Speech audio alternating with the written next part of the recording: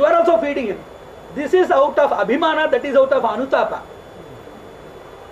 It is with a sense of respect or reverence, that is with a sense of clemency, that is out of mercy. Likewise, God is the cosmic spirit, and the cosmic energy is nothing but the infinite, inseparable energy consciousness of the God himself. And it is God only by your qualities, not by qualification. God only by your merciful status of God, by which we are eligible to get it, not by your status of capability to receive it. As you are in need, as you are deserving that, God is going to give it to you. By forgiving sins, number one. By giving you the mind to be noble and righteous in future, number two.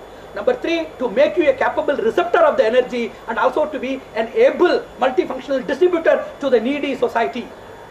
So these things are going to happen. There is nothing known as cosmic bank or the cosmic energy or the cosmic force. Whatever we see as cosmic force is nothing but the infinite, inseparable energy of God, which we have to finally understand. So understanding you are insentient. Cosmos is a bulk of insentient materials and material bodies. There are innumerable particles. Particles group to form materials. Materials group to form crust. Crust forms body, and bodies forms planets, galaxies, paragalaxies, and other things. They totally constitute the universe or cosmos. It starts from dust and ends with cosmos. And all are groups of receptive consciousness, they are materials. So unless you are having a forgiving as well as a turbulent charge of inexhaustible energy and mercy as a sentient embodiment, how you are going to get communication with an insentient thing being sentient? You cannot communicate even with sentient properly. How you are going to communicate with insentient and get energy?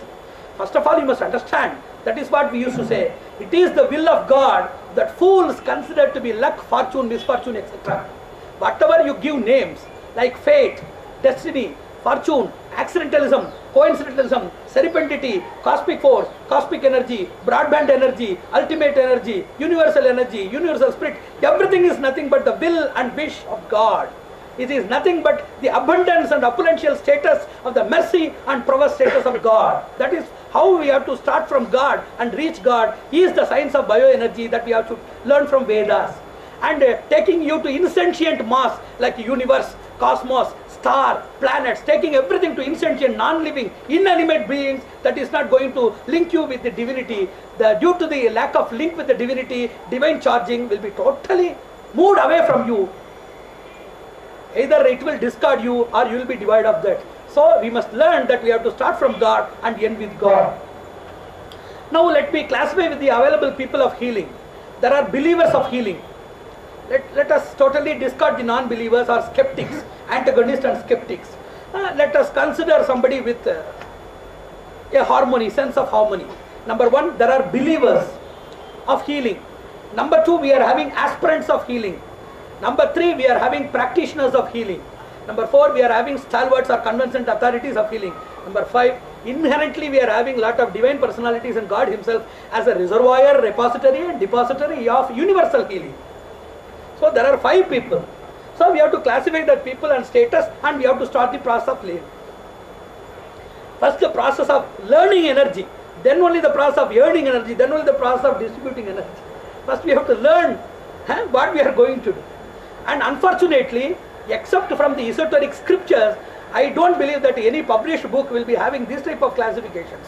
It is the greatness of a scriptural lineage and a spiritual tutelage that we have to follow now. Then let me define the various process of healing. One, the healing I have already told by medicines and by other practices, that is entirely different. This is known as transmission. Wherever we can see the source, mediator and the receptacle or the beneficiary. There are three things. What is the source, and which is the mediator, and which is the beneficiary. Wherever we can see the source as well as the mediator as well as the beneficiary, that is known as subjective healing. And wherever we cannot see the source, we can see the mediation if possible, and we can certainly see the beneficiary. That type of thing is known as transmittive. And hypertransmittive is we can see neither the source nor the mediation, but we can see the beneficiary and the impact. That is hypertransmittive.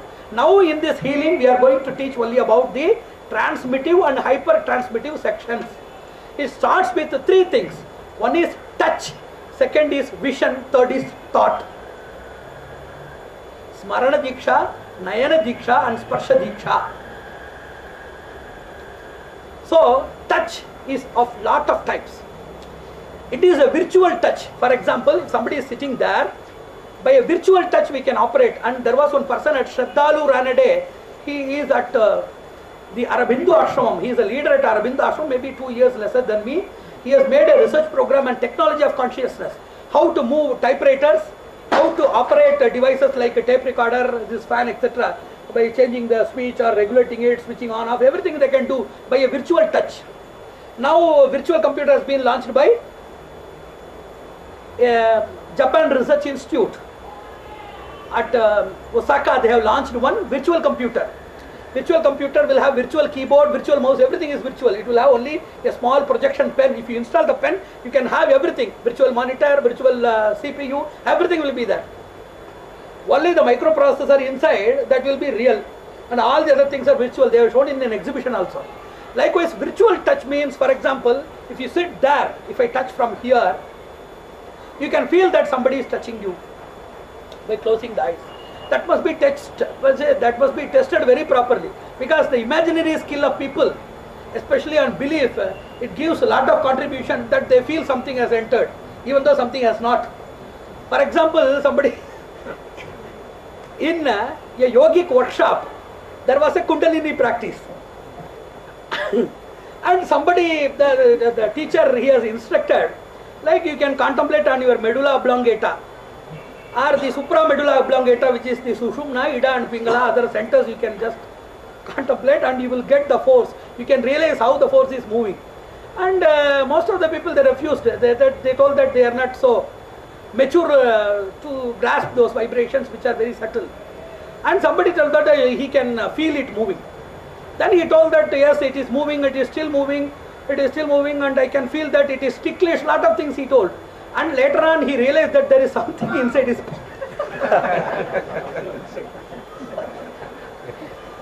So this type of voluntary contribution, there are two types of people. No, really I am saying that there are two types. Please kindly note down, there are a lot of misconceptions as well as misexperiences that is done by the people. We must be clear that we are getting the same energy which we are destined to, which we believe that. You have to ascertain. You must not be in some utopian ambition or utopian experience. You must have a realistic sense. There are two flaws inside that. Kindly note down, there are two problems. Number one, in spite of energy going inside, you may have a spiritual numbness by which you may not be realizing that energy, number one. Number two, as a contribution of the most skillful power of your hallucination or any schizophrenic nature, you may be experiencing something like the energy, whereas really something has not passed inside you. So there are two modes. One is inert mode and second is a hallucinatory